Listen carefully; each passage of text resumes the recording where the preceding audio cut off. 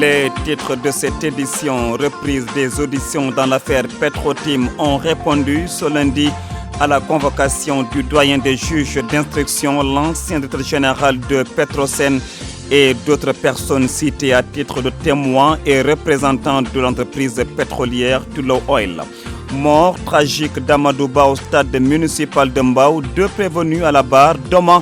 Il s'agit du sapeur-pompier qui a introduit le fumigène dans le stade et le mineur de 17 ans qu'il détenait. Ils seront respectivement jugés au tribunal de Dakar et à celui de Pékin.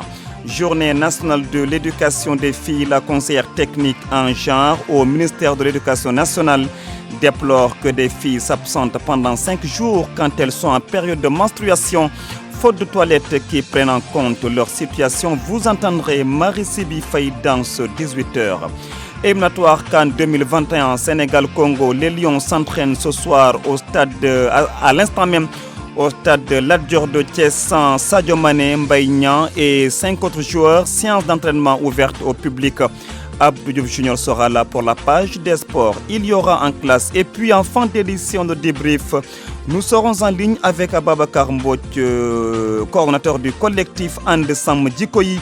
Au menu, le combat contre l'homosexualité, les mariages scellés en cachette, entre autres questions relatives à la débauche. À la technique de ce 18h, Hassan Diouf, bienvenue à toutes et à tous. Le doyen des juges d'instruction ne chôme pas. Samba Sall a repris les auditions dans l'affaire Petro-Tim ce lundi.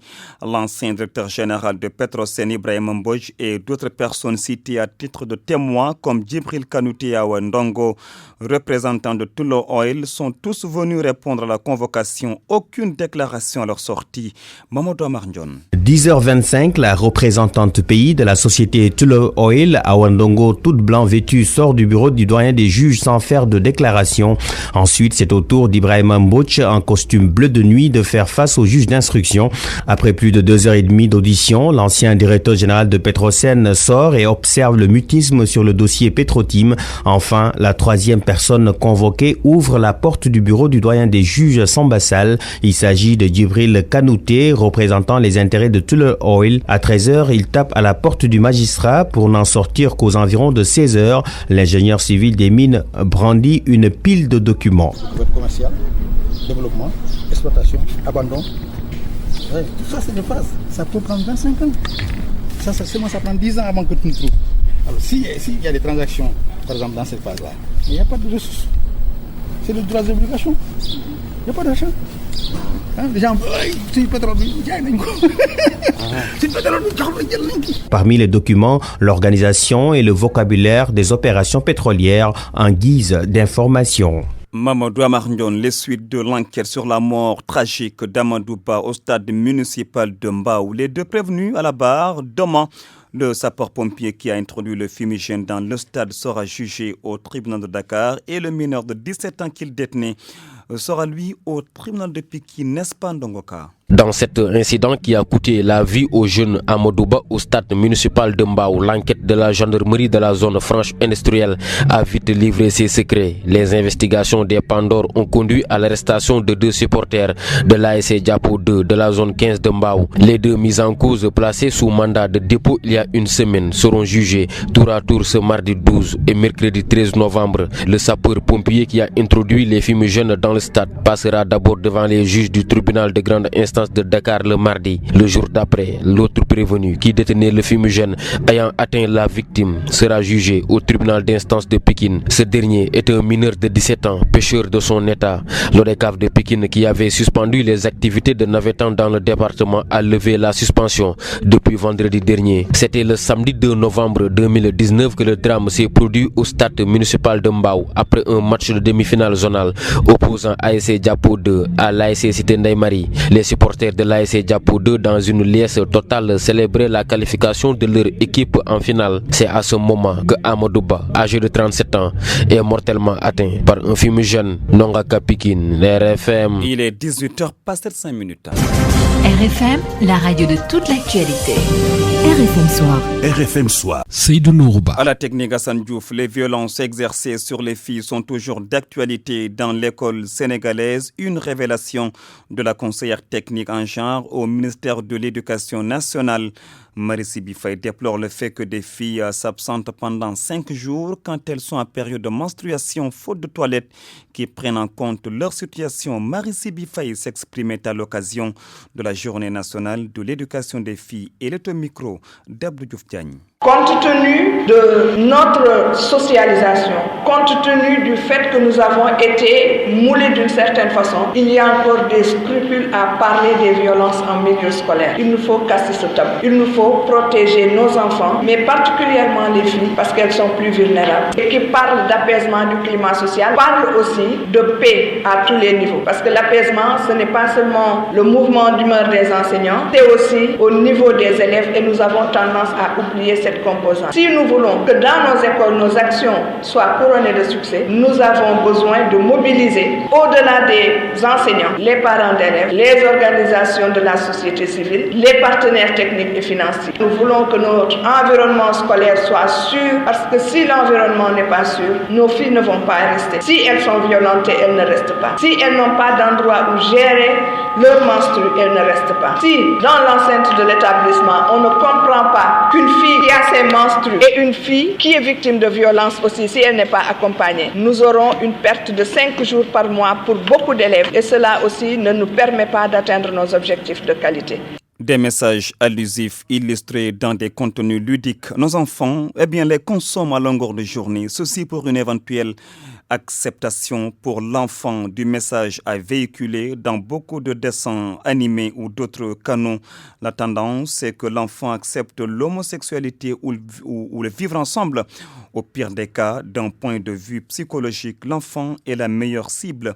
Mais sur le plan sociologique, la société sénégalaise n'est pas du tout prête. Nafissa Toussila nous signe le dossier. Attention, tout se joue avant 6 ans. Et bien sûr, tout ce qui est en contact avec l'enfant, par l'image, par la parole ou par tout autre exemple, contribue à la formation de la personnalité de l'enfant, nous dit Khalifa Babacar Diagne, psychologue. En influençant forcément sa vision du monde et sa manière de penser et d'être. Des messages subliminaux visant l'acceptation, par exemple, de l'homosexualité sont souvent dissimulés dans les dessins animés très consommés par tous les enfants. Vous savez, ceux qui ont un projet de société en termes d'influence, en termes de transformation sociale, sont si intelligents qu'ils utilisent les masses médias et ils le commencent dès l'enfance à travers les dessins animés. Et les premières influences reçues sont pour la plupart du temps des influences très difficiles à déconstruire. L'enfant doit être surveillé comme du lait sur le feu. Pourquoi? Parce que tout ce qu'il consulte peut en fait créer des problèmes psychologiques. D'un point de vue sociologique, l'enfant s'identifie à son entourage et aussi aux valeurs qui lui sont inculquées, soit par les parents, soit par ces masses médias. Et de l'avis de Issa Ndiaye, sociologue. Les enfants sont exposés à eux-mêmes. Et maintenant, il y a certains acteurs qui sont carrément déviants, qui entrent par effraction dans le territoire intime de ces enfants-là et les influencent. Maintenant, l'enfant en consommant est très imitatif. Les acteurs savent très bien comment influencer les enfants. Vous voyez ça dans les publicités, etc., etc. Pour notre sociologue, le contrôle parental est primordial. Il n'y a pas de filtre.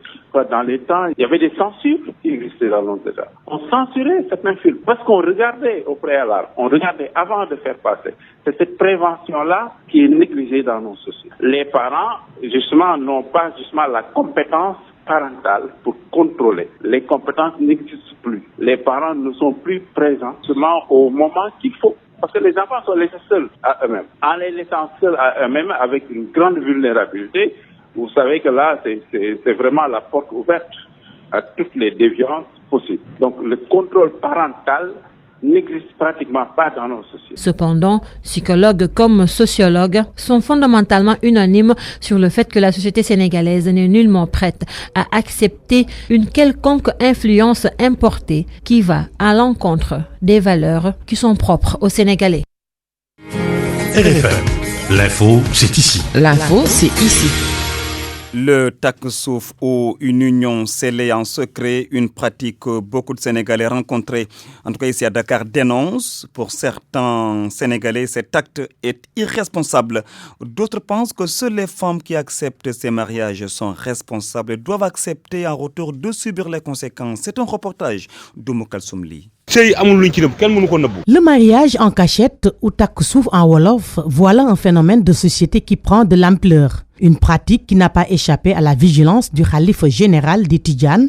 Serigne Babacar Sy Mansour dénonce cette manière de faire. Du côté des populations, le takku suuf n'a pas bonne presse. Le takku-souf, je ne suis pas d'accord avec cette pratique. Pourquoi faire de la femme une maîtresse? Il faut aller à la mosquée, faire une cérémonie et montrer sa femme publiquement. Il n'y a rien de mal. Le vieux Cherfal, trouvé devant sa maison, chapelet à la main, parle d'une pratique irresponsable. Il fait savoir que le mariage secret est à l'origine de beaucoup de problèmes de famille au tribunal. D'avoir marié une femme, avoir des problèmes, il croit qu'il peut régler ça, il cherche une autre femme, mais le fait que la loi, ils ont signé une seule femme, il ne peut plus avoir une deuxième femme, ils sont obligés de faire ça. Madame Meng pense que la responsabilité doit être imputée aux femmes qui acceptent des mariages en cachette. Le takku-souf n'est pas une bonne chose, même s'il y a beaucoup qui le font. Moi, j'ai vu un vieux, c'est le jour de ses funérailles que 3 enfants sont venus pour dire que le défunt était leur père. Et c'était vrai, les enfants étaient là avec des extraits de naissance et tout, et ça a laissé une mauvaise image. Le takku-souf, une union scellée en secret, n'est pas du goût de beaucoup de Sénégalais rencontrés. Il invite les hommes à se conformer à la religion musulmane qui autorise à épouser jusqu'à 4 femmes. Momo Kalsoumli, sans nul doute, Abdou Diouf est contre cette union scellée en secret. Mais bien sûr, c'est doux. Quand même. RFM Sport.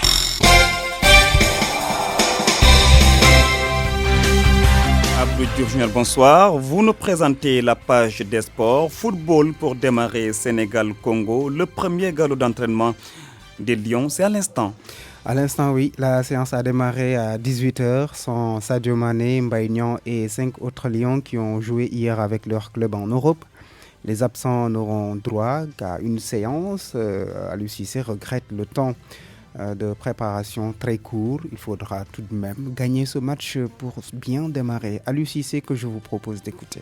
C'est des périodes très compliquées. Quand vous jouez en milieu de semaine, mercredi, c'est très vite arrivé. Comme vous le savez, Salif Sané est out à cause d'une blessure. On a Mamba Cham aussi qui est incertain, mais qui sera avec nous. J'ai envie de dire que c'est un match très important, un match qu'il va falloir en tout cas préparer avec beaucoup de sérieux. C'est un début pour nous des éliminatoires de la CAN 2021. Nous sortons d'une défaite en match officiel. La finale, même si ce match amical contre le Brésil dans l'ensemble, ça s'est plutôt très bien passé, mais je crois que nous sortons d'une défaite et que nous avons à cœur en tout cas de rentrer dans ces éliminatoires par la plus belle manière. Et le Congo est une équipe certes qui ne s'est pas qualifiée à la dernière CAN, mais qu'il ne faut surtout pas sous-estimer. Donc il faudra énormément de sérieux pour mieux le préparer, donc le gagner, mais aussi faire une grosse performance aussi sur ces 2 matchs-là et améliorer aussi les statistiques de l'équipe. À l'instant donc, Aliou Cissé, la séance d'aujourd'hui est ouverte au public, pas celle de demain mardi. Les Lions jouent mercredi contre le Congo, leur premier match de qualification à la CAN Cameroun 2021. Ils iront ensuite en Eswatini pour leur deuxième match prévu le 17 novembre prochain. Alors, football toujours, le Sénégalais Lamine Ndiaye s'engage avec le Oraya AC de Guinée. C'est officiel, le technicien va entraîner l'équipe première du club de Mamadou Antonio Souaré. Ce dernier avait évoqué d'ailleurs son nom, le nom de Lamine Ndiaye, quand il annonçait au micro de Soda Thiam la nécessité de faire confiance aux entraîneurs locaux. Lamine Ndiaye, ancien sélectionneur de l'équipe nationale du Sénégal en 2008, il a gagné la Ligue des Champions en 2010, Ligue africaine des champions bien sûr, avec le tout-puissant Mazembe. Et 2 fois vainqueur de la Super Coupe de la CAF en 2010 et 2011. Lamine Ndiaye a même joué et perdu la Coupe du Monde des clubs en 2010, la finale. En 2010, face à l'Inter Milan de Samuel Eto'o qui avait marqué l'un des 3 buts du club italien, vainqueur 3-0 face au TP Mazembe du Sénégalais Lamine Ndiaye. C'est donc l'un des techniciens les plus titrés d'Afrique qui rejoint le prestigieux club guinéen, le Oraya AC. Alors, basket féminin, cette fois-ci, l'équipe nationale a quitté Dakar ce matin. Les Lions vont jouer le tournoi pré-qualification olympique. Les vice-championnes d'Afrique vont affronter à Maputo l'Angola et le Mali pour leurs 2 premiers matchs. Les joueuses de Cheikh Sarr vont tenter de décrocher l'un des 2 tickets qualificatifs au TQO, le tournoi qualificatif aux Jeux Olympiques Sénégal-Angola, jeudi à 16h GMT. Samedi, le Sénégal va jouer contre le Mali, ce sera à 13h30 GMT. Nigeria, RDC et Mozambique composent l'autre groupe du tournoi pré-qualificatif olympique qui se joue donc actuellement, qui va donc démarrer à Maputo au Mozambique. Nous changeons de discipline judo, la Fédé qui prépare l'Open de Dakar. Il est prévu les 16 et 17 novembre 2019 au Dakar Arena. C'est une belle opportunité pour les judokas de gagner des points pour les Jeux Olympiques 2020. Le comité d'organisation a fait face à la presse ce matin. Virginie Léontine Sagna.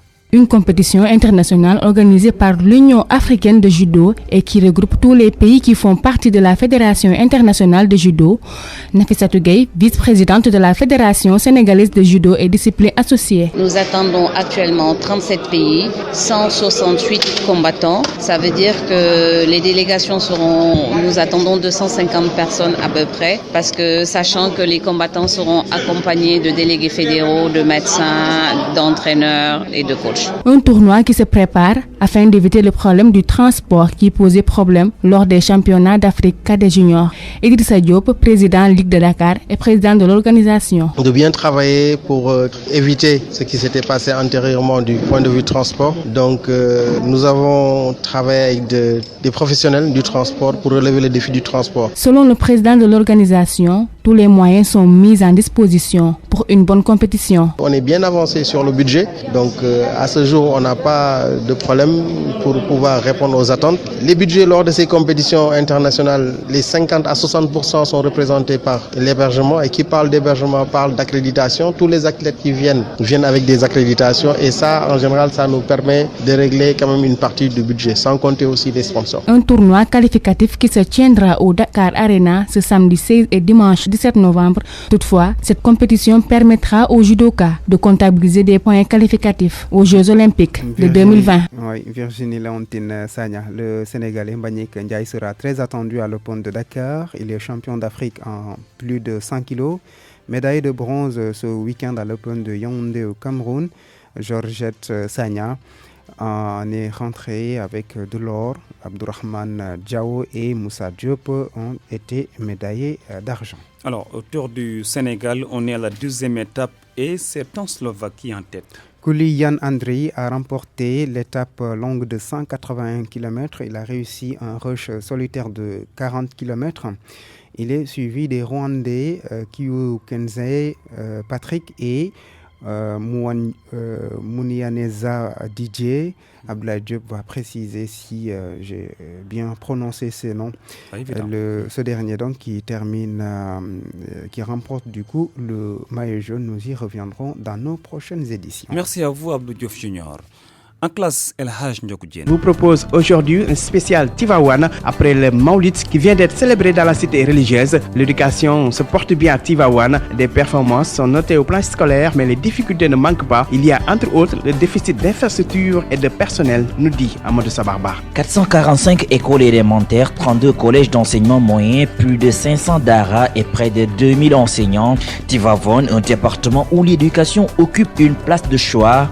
Avec l'élargissement de la localité, une trentaine d'écoles y sont créées, d'où le manque criant du personnel enseignant. Amadou Dia est l'inspecteur de l'éducation et de la formation de Tivaouane. L'académie de Thiès est restée 4 ans sans accueillir un seul sortant des CRFPE, ce qui est déjà une difficulté à notre niveau. Il y a des enseignants qui ont fait 10 ans, 15 ans dans des zones extrêmement difficiles, et ces enseignants-là voudraient se rapprocher. Donc si on avait des sortants, on aurait pu vraiment faire ce travail-là. Et ensuite, il y a la création des écoles. Malheureusement, je ne peux pas satisfaire à toutes ces demandes parce que j'ai pas de personnel. Malgré des problèmes d'infrastructure et des équipements scolaires, l'IEF de Tivaouane enregistre des résultats satisfaisants au niveau régional. Nous caracolons vraiment à la tête justement de l'académie avec cette année 56% au niveau du CFE. Pour le BFM également, nous sommes premiers au niveau académique avec 49% et nous sommes bien placés également au niveau national. Le département de Tivaouane bénéficie également du programme de l'emplacement des abris provisoires à Madouja. C'est un vaste programme national qui fait ses effets au niveau de l'IEF de Tivaouane. Et je rappelle que nous avons des lots de construction. Les entreprises sont en train de construire tout cela et je pense que bientôt on va commencer à réceptionner ces infrastructures-là. Tivaouane, ville religieuse, l'enseignement coranique est une priorité pour l'inspection de l'éducation et de la formation